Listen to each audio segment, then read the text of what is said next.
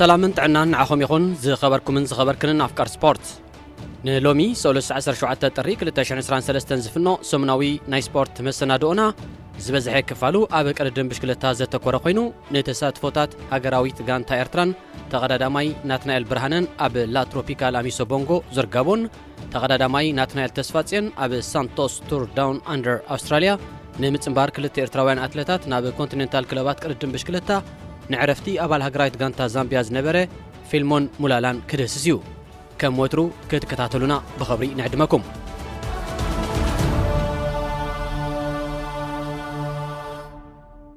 مبل 16 ودر لا تروبيكال أميسو بونغو زرغابون كاب 10 هاغرا زتواصو 9 تقدادمتي أم مسرع ودر أقدمو زمت سوني 23 طري مغارجو كقنطتيو أبزي كلتا نطب حدا معيار زلون كاب أفريقيا بعبيتو مز رواندا بحبار أب قدمي سر عنزور إيرترا تركبن 10 هاغراوين غانتاتات غابون رواندا الجيريا موروكو كاميرون بوركينا فاسو ايفوري كوست موريشيسن بنين سلسته برو كونتيننتال غانتاتات فرنسايت كلب توتال انرجيس اسبانيايت كلب بورغوس بياش بلجمايت كلب بينغول دبليو بي كلته كونتيننتال غانتاتات نيرتراوي تقداماي ناتنائيل برهانه طرنيفا زلا تركايت كلب بايكوزن امريكايت كلب اي اف اديوكيشن نيبونن ككفلاين نزي شوعات مدرخ زت تقللن 933 كيلومتر زغعازن زور زبقع مدلوات تام مغبار التركب بقديما سلطاني سامسون سلمون تقلن 6 تقدادمتي زحقفتن هاغرايت غانتا قدم بشكلتا إرترا ناب ليبغافيل رسه كتما غابون نقيلالا ازم 6 تقدادمتي كاب كلبات وشت هاغرن دغن استواصو خوينم شامبيون افريكا هينوك ملبرهان كاب ايطاليايت برو كونتيننتال كلب جرين بروجكت باردياني داويت يمانه كاب جرمنايت كونتيننتال كلب بايكيد إفريم جبريوت كاب سويسرلاندايت كونتيننتال كلب كيو 36.5 ويكا دبوب أفريقايت كوبيكا نبر ميكيل هابتوم غوميستا كاب إيرترايت كلب سمبل أخليلو عرفاينه كاب إيرترايت كلب إيريتلن ميرون توشومي بولكنيوم نظام هاغرايت غانتا إيرترا زوكلو 6 تقدادمتي حصر بزبل سئلي كنريوم انت دافتينا ودي 30 عامات ميرون توشومي اتي زقدمه تصاطاي نايزا غانتايو نسو أب 2012 أب ودر تور دلافينيغ فرنسا مجمريا غيزي كاب إيرترا وصيو سقدادمي كاون كلو أب 2013 بولكو شامبيون ودر صرغي إيرترا كمون مس هاغرايت غانتا إيرترا شامبيون ودر كيلومتر أفريقا وينو كاب 2016 كساب 2018 ن3 عامات بدرجه بروفيشنال مس جرمنايت كونتيننتال كلب بايكيد زتسلف ميرون أب 2015 أب كونغو برازافيل تعواتي قدم غيزي مبل 11 ودر ملا صوتات أفريقا نمخان بقعو ازي أب 2017 أب جبسي بولكو شامبيون ودر صرغي أفريقا بتوسخون وناني كداليا ماليا شكوا هاغراوي زور إيرتران زخونه تقداداماي أب تعمتتن أب زغصله عامته 2018 بغانتا شامبيون ودر كرونومتر هاغور أفريقا نمخان كيلو نلعلي كلتا عامتات كابشكلتا وريدو صن حميرون أور حسنة 2022 دقيمو أب كورشا بشكلتا دحر موتحو أب حصير وان بلوص بقعات بمنصبراق أب زحلف ورحت عساس زود شامبيون زبا ماكل 2022 دفيو كموصيت نايزغا سلطان سامسون سلمون نزكي لا شكوا زخونه تقداداماي أغالبو بمهب أبزي ناي 2023 بخري مغشو بوتا كبو مريصلو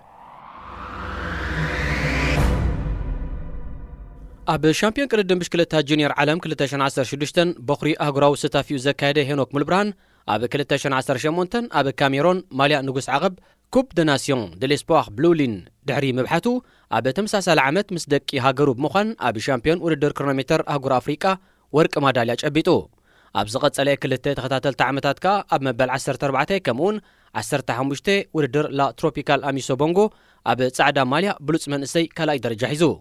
كم بروفيشنال تقداداماي رابع عامتو زغوصر زلو ود 23 عامت هينوك زحلف عامت أب جبسي أب زتسلاسله شامبيون أهغور أفريقا أب قدم صرغيا بولكو أب ودر كرونومتر كا بغانتا غوبلل مخان كلته ورقي ميدالياتات انطلطلو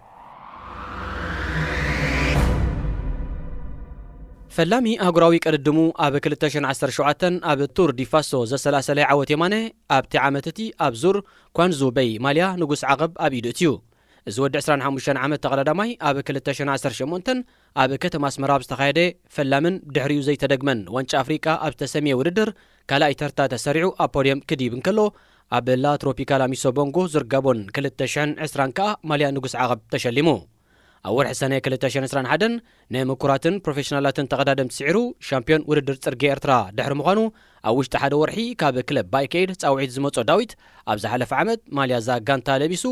ኣብ ዙር ሰርቢያ ወናን ብጫ ማልያ ክኸውን ኣብ ርእሲ ምኽኣሉ ኣብ ማልያ ንጉስ ዓቐብ ካልኣይ ደረጃ ኣብ ቀጠልያ ማልያ ሹካ ኸኣ ሳልሳይ ብምዃን ኣብ መድረኽ ሽልማት ደይቡ ብዘይካ ዝንሱ ኣብ ግብፂ ኣብ ዝተሳለጠ ሻምፒዮን ኣህጉር ኣፍሪቃ ምስ ብጾቱ ብምዃን ብደረጃ ሃገር ወርቂ ማዳልያ ኣምፂኡ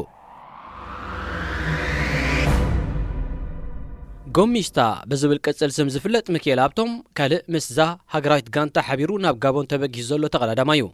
ጎሚስታ ከም መጠን ብቕዓቱ ከፊኡ እንተተባለ ምስ ሓንቲ ካብ ኮንቲኔንታል ክለባት ዓለምና ክጥርነፍ ይግብኦ እኳ እንተነበረ ዕድል ስለ ዘይገበረ ግን ናይ ቅድድም ብሽክለታ ህይወቱ ኣብ ውሽጢ ሃገር ምስ ዝርከባ ጋንታታት እናተጻወተ ይሕሊፍዎ ኣብ ውድድራት ዞባ ማእከል ማእልያ ዘይብሉ ዓወታት ዝሓፈሰን ኣብ ዝተፈላለዩ ኣህጉራዊ ውድድራት ንኤርትራ ወኪሉ ተቐዳዲሙ ብሉጽ ውጽኢታት ዘመዝገበን ሚካኤል ኣብ 2015 ኣብ ክልተ መድረኻት ውድድር ቱር ዲፋሶ ቀዳማይ ኮይኑ ድሕሪ ምእታው ንቐጠልያ ማልያ ሹኳ ናይቲ ዙር ክብሕት ዝበቕዐ ተቐዳዳማ እዩ እዚ ወዲ 30 ዓመት ተቐዳዳማይ ቢዩሲኣይ ተፈላጥነት ኣብ ዝተዋህቦም ኣብ ኤርትራ ዝተቓንዑ ኣህጉራዊ ውድድራት ፈንቅል ኖርዘርን ሬድሲ ቻሌንጅ 2016 ከምኡውን ውድድር ቸርኪቶ ስመራ 2017 ቀዳማይ ብምውፃእ ጋማ ዓወት ክኣስር እንከሎ ኣብ ተመሳሳሊ ዓመት ኣብ ዝተኻየደ ሃገራዊ ሻምፒዮን ውድድር ጽርግያ ድማ ሳልሳይ ኮይኑ ብምእታው ነሓስ ማዳልያ ተሸሊሙ ኤርትራ ዝሓለፈ ዓመት ኣብ ግብፂ ኣብ ሻምፒዮን ውድድር ክሮኖሜተር ኣህጉር ኣፍሪቃ ብደቂ ተባዕትዮ ከምኡውን ብዝተሓናፈፀ ፆታታት ደርብ ዓወታት ክትግብት እንከላ ሚካኤል ኣብ ክልቲኡ ቅድድማት ተሳታፊ ነይሩ ዝተረፉ ክልተ ተቐዳድምቲ ማለት ኣኽሊሉ ኣረፋይነን ኤፍሬም ገብሪወትን ኣብ ኣህጉራዊ ቅድድማት ብተዛማዲ ውሕድ ዝበለ ተመክሮ ዘለዎም ተቐዳድምቲ እዮም ወዲ 18 ዓመት ውልዶ መንእሰይ ሚካኤል ኣረፋይነ ኣብ ክሊ ዕድመ ጁኒየር ኣብ ውድድራት ክሮኖሜተር ሻምፒዮን ኤርትራ 2021 ብሩር ማዳልያ 2022 ወርቂ ማዳልያ ኣብ ሻምፒዮን ቅድድም ጊዜ ኣህጉር ኣፍሪቃ 2022 ብውልቁን ብጋንታን ተውለ ወርቂ ማዳልያ ዝጠርነፈ ትስፉ ተቐዳዳማይ ክኸውን ከሎ ካብ ዝሓለፈ ዓመት ጀሚሩ ምስ ክለብ ኩቤካ ኣብ መቀዳዳም ዝርከብ ወዲ 20 ዓመት ኤፍሬም ገብሪወት ከኣ ኣብ ዝተፈላለዩ ኣብ መሬት ኣፍሪቃን ኤሮጳን ዝተኻየዱ ውድድራት ኣተባባዒ ውፅኢት ከመዝግብ ዝኽኣለ ብሩህ መጻእ ዘለዎ ስፖርታዊ እዩ ኣብዚ ዓመት እዚ ምስ ቱርካዊት ኮንቲኔንታል ክለብ ቤይኮዝ ተጸንበረን 10 ዓመታት ዝኣክል ብደረጃ ፕሮፌሽናልነት ዝነጠፈን ገዲም ተቐዳዳማይ ናትናኤል ብርሃኔ ሎም ዘበን ኣብ ዙር ጋቦን ንሓሙሻይ ጊዜኡ ክቐርብ ምዃኑ ተፈሊጡሎ ክልተ ጊዜ ሻምፒዮን ውድድር ጽርግያ ኤርትራ ሓንሳብ ሻምፒዮን ሃገራዊ ውድድር ክሮኖሜተር ክልተ እዋናት ሻምፒዮን ውድድር ጽርግያ ኣህጉር ኣፍሪቃ ሓንሳብ ተዓዋቲ ዙር ኤርትራ 4 ጊዜ ምስ ሃገራዊት ጋንታ ብሓባር ሻምፒዮን ቅድድም ጊዜ ኣህጉር ኣፍሪቃ ዝኾነን ኣብ 8 ውድድራት ግራንድ ቱር ዝተኻፈለን ናትናኤል ዙር ጋቦን ኣብ 2006 ካብ ጅምር ንድሓር ንፈለማ ጊዜ ብጫ ማልያ ዝወሰደ ናይ ፈለማ ኣፍሪቃዊ እዩ እዚ ንብጫ ማልያ ዙር ኣልጀርያ 2012 ከምኡውን ንብጫ ማልያ ዙር ቱርኪ 2013 ዝወነነ ተቐዳዳማይ ኣብ ልዕሊ እዚ ቅድሚ 9 ዓመታት ኣብ 2014 ኣባል ፈረንሳይ ተወርልድ ቱር ቲም ዩሮፕ ካር ኣብ ዝነበረሉ ነዛ ብጫ ማልያ ውድድር ላትሮፒካል አሚሶ ቦንጎ ብሕታዊት ንብረቱ ክገብራ እንከሎ ዕድሚኡ 23 ዓመትን 14 መዓልታትን ብምንባሩ ብዕድመ ዝነኣሰ ተዓዋቲ ናይቲ ዙር ዝብል ክብሪ እውን ረኺቡ እዩ ብሓፈሻ ኣብ ታሪክ ዙር ጋቦን ብዕድመ ዝነኣሰ ናይ መድረኽ ተዓዋቲ ኣብ 2019 ንፍሉጣት ክኢላታት ሽኳ ስዒሩ መዛዘም ሕንፃ ዝረገፀ ቢንያም ግርማይ ክኸውን ከሎ ብኻልኣይ ደረጃ ኣብ 2011 ኣብ ሻድሻይ መድረኽ ኣብ መበል 20 ዓመትን 25 መዓልታትን ዕድሚኡ ዓወት ዝተቋደሰ ናትናኤል ብርሃነ እዩ ኦሎምፒካዊ ተቐዳዳማይ ዳንኤል ተኽለሃይማኖት ብወገኑ 2 መዓልታት ተቐዲሙ ኣብቲ 5 ዓመታት ብኤውሮጳውያን ጥራይ ተዓብሊሉ ዝነበረ ዙር ጋቦን ኣብ 4ይ መድረኽ ቀዳማይ ብምውፃእ ናይ መጀመርያ ኣፍሪቃዊ ዕውት መድረኽ ክኸውን በቒዑ ብዘይካ እዚኦም ዝተጠቕሱ ኤርትራውያን ተቐዳደምቲ ኣብ 2012 ሜሮን ርእሶም ኣብ 2020 ድማ ናትናኤል ተስፋፅን ኣብ ውድድር ሓፈሻዊ ጊዜ ካልኣይ ደረጃ መሓዝ ምስ ዕውታት ፖድዮም ዝተኻፈሉ ተወዳደርቲ እዮም ማልያ ንጉስ ዓቐብ እታ በብዝሒ ብኤርትራውያን ተቐዳደምቲ ዝተለብሰት ኮይና ተስፎም ዕቑባ ማርያም 2 ጊዜ ዋንነቱ ክገብራ እንከሎ ኦሎምፒካዊ ተቐዳዳማይ መርሃዊ ቅዱስ ኣሮን ደብረጽዮን ዓወት ሃብቶምን ዳዊት የማነን ድማ ሓደ ጊዜ ንሓላሎም ወሲዶማ ኣብ 2020 ዝተቐረባ ማልያታት መብዛሕተን ብኤርትራውያን ኣብ ዝተባሕታሉ ቢንያም ግርማይ ቀጠልያ ማልያ ሽኳ ናትናኤል ተስፋፅን ጻዕዳ ማልያ ብሉጽ መንእሰይ ዳዊት የማነ ድማ ማልያ ንጉስ ዓቐብ ተሸሊሞም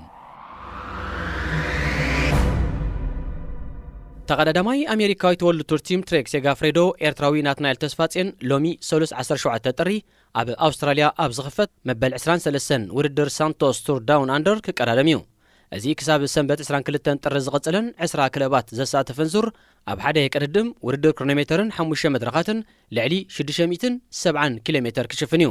ናትናኤል ኣብ ወርሒ ጥቅምቲ 2022 ንክልተ ዓመት ካብ ጸንሓላ ኢጣልያዊት ፕሮ ኮንቲኔንታል ቲም ድሮን ሆፐር አንድሮኒ ጂዮካቶሊ ናብታ ወዲ ሃገሩ ኦሎምፒካዊ ተቐዳዳማይ ኣማኑኤል ገብረ እግዚኣብሔር ዝርከበላ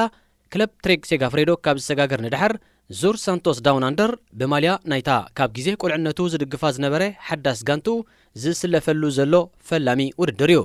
ኣብ 2022 ኣብ 68 መዓልትታት ውድድር 10,298 ኪሎ ሜተር ዝተጓዕዘን 605 ነጥብታት UCI ዝኣከበ ናትናኤል ኣብ ዝሓለፈ ወርሒ ታሕሳስ ምስ ሰፊሕ ዝርግሐ ዘለዋ መርበብ ሓበሬታ ቅድድም ብሽክለታ ሳይክሊንግ ኒውስ ኣብ ዝገበሮ ቃለ መጠይቕ ናይ ሒዝናዮ ዘለና ዓመተ 2023 ዕላሙ ኣብ ከም ጂሮ ኢጣልያ ዝኣመሰሉ ዓበይቲ ውድድራት ወይ ከዓ ኣብ ፈታኒ ውድድር ክላሲክ ናይ መድረኽ ዓወት ምምዝጋብ ምዃኑ ገሊጹ ነይሩ።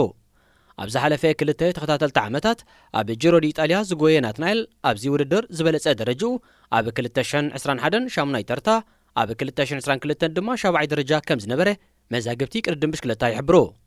ብ23 ግንቦት 1999 ዝተወልደ ወዲ 23 ዓመት ናትናኤል ኣብዛ ቅድሚ ክልተ ሰሙን ዝተፋናናይ ዓመት ኣብ ዙር ሩዋንዳ ብጫ ማልያ ጎብለል፣ ሰማያዊ ማልያ ብሉጽ መንእሰይን፣ ቀጠልያ ማልያ ብሉጽ ኣፍሪቃውን ኣብ ዙር ኣድሪያቲካ ኣዮኒካ ማልያ ንጉስ ዓቐብ ክውንን ከሎ ኣብ ካልኣይ መድረኽ ኣድሪያቲካ ኣዮኒካ ቀዳማይ ተርታ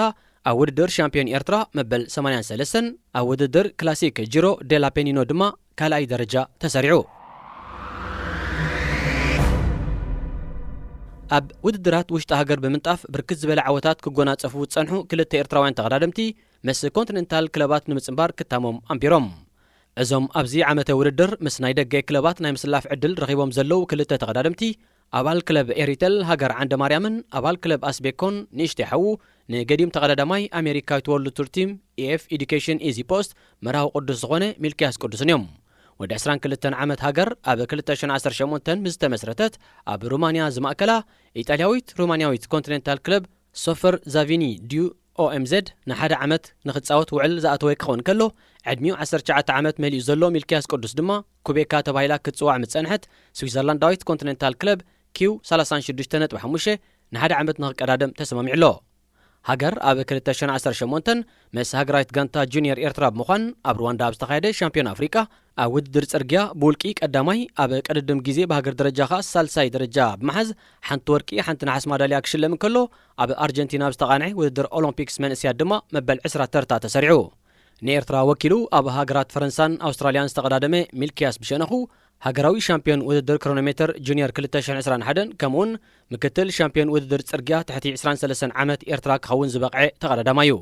ኣብ መርበብ ሓበሬታ ፕሮ ሳይክሊንግ ስታትስ ተዘርዚሩ ዘሎ ስማት ኣብ ክለብ ኪው 36.5 ዝነጥፉ ተቐዳደምቲ ከም ዘረጋገጾ ካብ ዝሓለፈ ዓመታት ሒዞም ምዛ ጋንታ ዝጸንሑ ኤርትራውያን ተቐዳደምቲ ኤፍሬም ገብሪ ህይወትን ናሆም ዘርኣይን ሎማ ዓመት እውን ምዛ ክለብ ክቕጽሉ ምዃኖም ተነጺሩ ኣሎ። ስም ናይቲ ንኽልተ ዓመታት ምዛ ጋንታ ተጠርኒፉ ዝጸንሐ ወዲ 22 ዓመት ገብሪ ህይወት ዮሃንስ ግን ኣይተጠቕሰን። ንወዲ 21 ዓመት ኤርትራዊ መሓር ተወልደ ሓቂፋ ዝጸንሐት ደቡብ ኣፍሪቃዊት ኮንቲኔንታል ክለብ ፕሮታች ብሕፅረት መወላ ክትሰርር ብዘይ ምኽኣላ መሓሪ ኣብዚ እዋን ብዘይ ክለብ ተሪፉ ከም ዘሎ እቲ መርበብ ሓበሬታ ብተወሳኺ ኣብሪሁ። ዓሚ ብግዱሳት ኤርትራውያን ዝተመስረተትን ብተቐዳዳማይ ሬድስ ዝነበረ ዳይሬክተር ስፖርት ኣኽሊሉ ሃይለ ወይ ባሕሪ እትዕለምን ኮንቲኔንታል ክለብ ሜይስታር ኣብ ትሕቲኣ ተመዝጊቦም ካብ ጸንሑ 5 ኤርትራውያን ተቐዳደምቲ ንወዲ 22 ዓመት ናታን መድሃኔ ከተፋንዎን ከላ ኣብ ሽወደን ዝነብር ወዲ 23 ዓመት ኤርትራዊ ኣቤል ብርሃነ ኣብ መሳርዓ ጸንቢራቶላ። እዛ ኣብ ሩዋንዳ ዝማእከላ ጋንታ ነቶም ካልኦት 4 ኤርትራውያን ማለት ወዲ 23 ዓመት ናትናኤል ኣብርሃም፣ ወዲ 19 ዓመት ናሆም ክፍለን፣ ደቂ 20 ዓመት ንጉሰ ብርሃን ገብረ ሚካኤልን ሳሙኤል መስግናን ምስ ካልኦት ሩዋንዳውያን ተቐዳደምቲ ኣላፊና ኣብዚ ዓመት እዚ ዝዕግብ ውፅኢት ከተምጽእ ተስፋ ኣንቢራላ። ተጻዋታይ ሃገራዊት ጋንታ ዛምቢያ ዝነበረ ፊሊሞን ሙላላ ብገዛእ ኣኽላባቱ ተነኺሱ ህይወቱ ሲኢኑ። እዚ ኣብ የማናይ ክንፍ መስመር መጥቃዕቲ ስለፍ ዝነበረ ወዲ 60 ዓመት እቲ ሞት ዘስዓበሉ መጥቃዕቲ ዝበጽሖ ዝሓለፈ ሰሙን ኣብ ሉክሰምቡርግ ደቡብ ኣፍሪቃ ኣብ ዝርከብ መንበር ቤት እዩ። ወሃቢ ቃል ፖሊስ ከተማ ሉክሰምቡርግ ካፕቴን ሳም ሴላንያ ከም ዝገለጾ ሙላላ ኣብ ቀጽሪ መንበሪኡ ኣብ ዝርከብ ጀርዲን ብዓውታ ዝነብሑ ብዝነበሩ 3 ኣኽላባት ክንከስ እንከሎ በዓልትንዱ ኣብ ውሽጢ እኳ እንተነበረት ንመንባሕቲ ናይቶም ኣኽላባት ግን ዕሽሽ ከም ዝበለቶ ገሊጹ። ንሳ ነቲ መንባሕቲ ዋጋ ዝሃበቶ ቤቶም ሓፋሽን መካይንን ብጻዕቂ ኣብ ዝመላለሳሉ ደረት ጽርግያ ስለ ዝርከብን እቶም ኣኽላባት ድማ መካይን ይኹና ሰባት ክሓልፉን ከለዉ ብቐጻሊ ስለ ዝነብሑ እቲ ኣሰንባዲ ሓደጋ ክፍጸም ከሎ ከም ኣመሎም እዮም ዝውጭጩ ዘለዉ ብምባል ኣቓልቦ ከም ዘይሃበቶምን ጸኒሓ ግን ንበዓል ቤታ ደልያ ካብ ውሻጤ ናብ ገዳም ምስ ወጸት ሙላላ ኣብ ብዙሕ ክፋላት ኣካላቱ ተበጃጅሉ ህይወቱ ሓሊፉ ከም ጸንሓ እቲ ውሃብ ቃል ወሲኹ አብሪሁ ምስ ዛምቢያዊት ክለብ ሙፌሌራ ወንደረርስ ከምኡን ደቡብ ኣፍሪቃውያን ክለባት ኬፕታውን ስፐርስን ሬንጀርስን ን8 ዓመታት ዝተጻወተ ሓኾተይ ዝትርጉሙ ሸምቦ ዝብል ቅጽል ስም ዘለዎ ሙላላ ዛምቢያ ዋንጫ ሴካፋ ኣብ ዝዓተረትሉ 1984 ዓ.ም ኣብ ፍርቂ ፍጻሜ ኣንጻር ኬንያ 2 ጎላት ብምዝጋብ ጋንቱ 2 ባዶ ተዓዊታ ናብ ፍጻሜ ከም እትበጽሕ ብምግባሩ ኣብ ሃገሩ ብዝያዳ ይዝከር። ሙላላ ካብ ኩዕሶ እግሪ ድሕሪ ምስንባቱ ኣብ ደቡብ ኣፍሪቃ ኣብ ንጥፈታት ንግዲኡ ተዋፊሩ ጸኒሑ። ክቡራት ተኸታተልትና ንሎሚ ተዳልዩ ዝነበረ ሰሙናዊ መደብ ስፖርት ተፈጺሙሎ ዝመጽእ ሰሉስ ብዝተፈላለየ ትሕዝቶታት ክሳብ ንራኸብ ንኹልና ሰላምን ጥዕናን